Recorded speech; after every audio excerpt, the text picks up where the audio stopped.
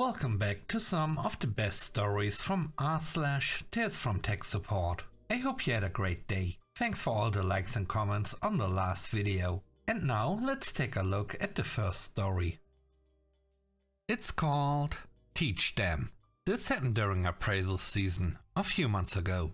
HR told me that I didn't deserve a good raise, because apparently all I did throughout the year was bug fixes and improvements. They said I hadn't delivered many features, and features are what actually matter for a raise. Fast forward to now. Since I got the hint, I've been focusing on feature development only, just like they wanted. I'm not doing any more improving and maintaining their system. Guess what? Their software is breaking down more and more, becoming harder to use, with all sorts of bugs they conveniently ignored. HR recently complained, saying things weren't working properly. All I could do was smile and remind them that I'm focused on the features now, just like you said. It's funny how suddenly bug fixes and improvements seem important again. Maybe this will teach them not to undervalue the importance of maintenance next time. The next story is called Cable Management. I used to work for a company that provided a software as a service product to law enforcement, specifically jails. It was a small company. I was a developer, trainer, and end-user support. Jails do not close. This makes one very motivated to write solid, easy-to-use software and train the users very thoroughly. One morning at about 4 AM, I get a phone call. Our software stopped working. We searched and searched for the problem until there's a blue cable lying on the floor that looks like a phone cord, but the end is too big. Okay, there's probably only one place on the back of the PC that will fit. Plug it in there. It won't stay. Wedge it in and push the computer against the wall so it stays. It works now? Great. Tell your local IT staff they need to replace that cable, because the retainer clip is broken. I even emailed the IT people and told them. A week later, at 4 AM, I get a phone call. Same place, same story. I went straight to the blue cable. Asked them to again tell the IT staff about it. I emailed the IT again. Then I made a call to the facility commander, who laughed and said, "We have a work crew mop that room those nights. Probably they moved the machine and the cable falls out. I can never get IT out here." A week later, I looked at the caller ID and didn't even say hello. I put on my sleepiest voice and said, "There's a blue cable laying on the floor. Plug it into the back of the machine." And then I hung up. Oddly, the call stopped. Next time I talked to the commander, he said there was a note on the counter to plug in the blue cable, and I was some sort of god for being able to diagnose a problem in my sleep without them even saying anything. The third story is called Fixing It. About 4 months ago, I built a report generation process for one of our teams.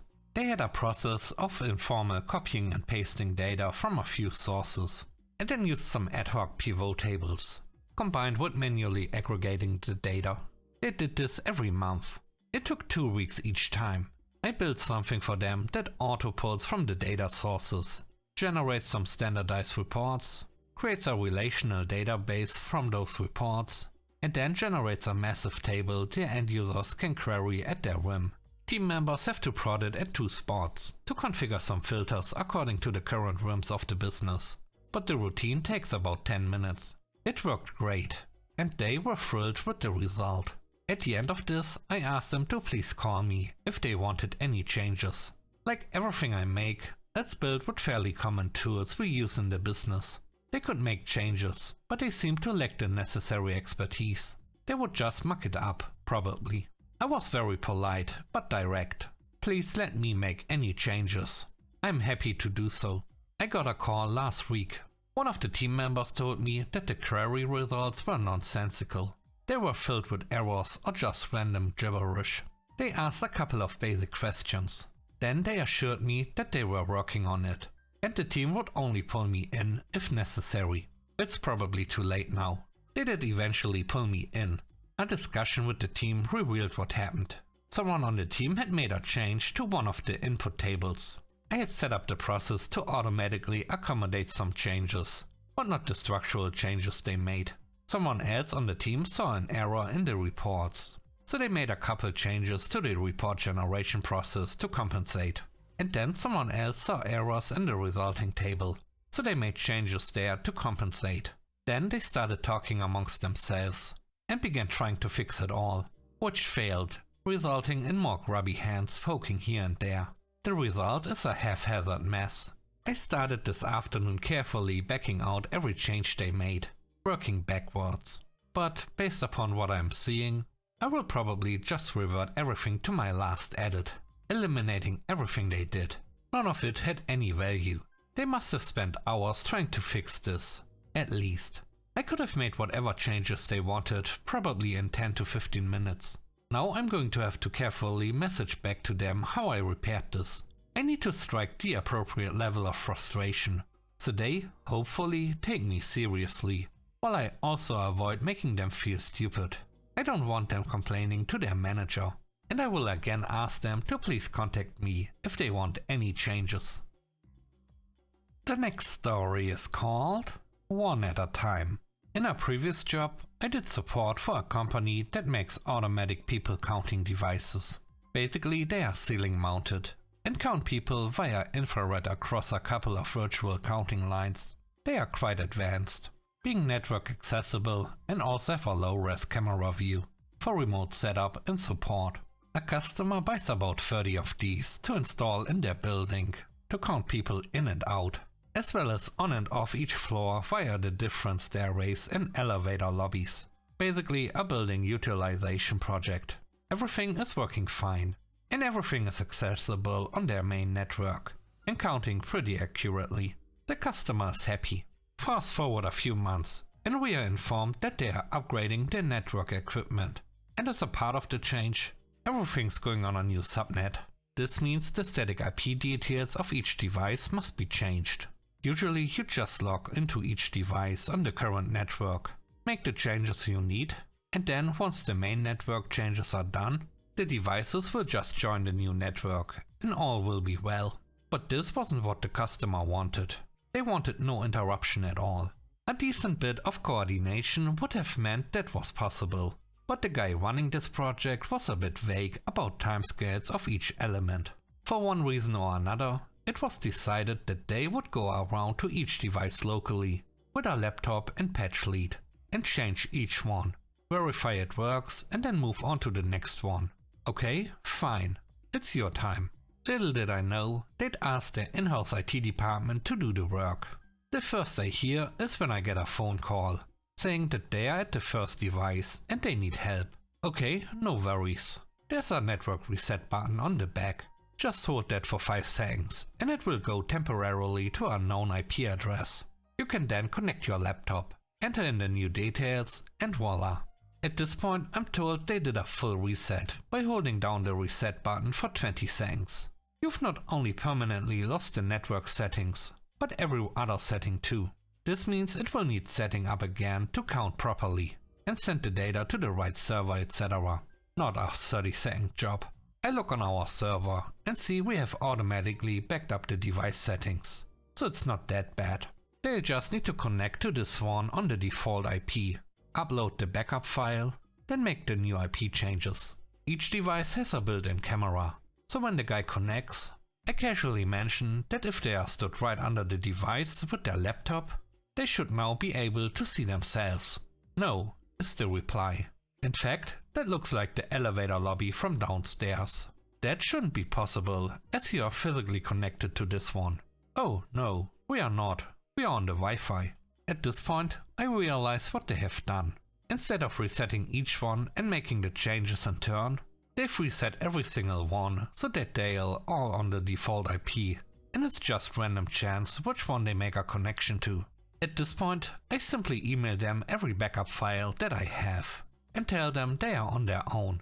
Essentially, they either need to physically turn every device off and turn them on one at a time to make the changes, or they need to make a random connection, try to work out which one it is, and hope they can make the changes before the connection drops. They did manage to fix it, as I saw all the devices come back eventually, but their no interruption ended up being a 2-day interruption. The last story is called The Intern. My company made a hardware revision to one of our products. Unfortunately, that revision revealed a nasty bug in the embedded software for the device. A handful of units shipped in a state where they won't connect to our network after being left on for more than 5 minutes. It took a few returned units to our reliability engineer, but we found the root cause. The fix was a small firmware update, easy peasy to upgrade. I get roped into an escalation call. I get called in, managers above my pay grade are called in. This is a 5-alarm fire to a bunch of non-technical people. Customer is fuming that they have a bunch of these devices that don't work. I'm in this call for less than 2 minutes and say, what firmware are these units on? Customer comes back with the older version with this bug. So I say, we fixed this in the latest firmware upgrade. I apologize, my field tech didn't catch this when they did your implementation. Let me get that firmware file to you with instructions on how to install it. Noting to myself later on that I need to lecture my team again to always upgrade the firmware. Customer successfully gets 8 out of the 9 affected devices upgraded. Number 7 is giving us a little difficulty. The IT person assigned to this task couldn't connect to the web UI to complete the upgrade.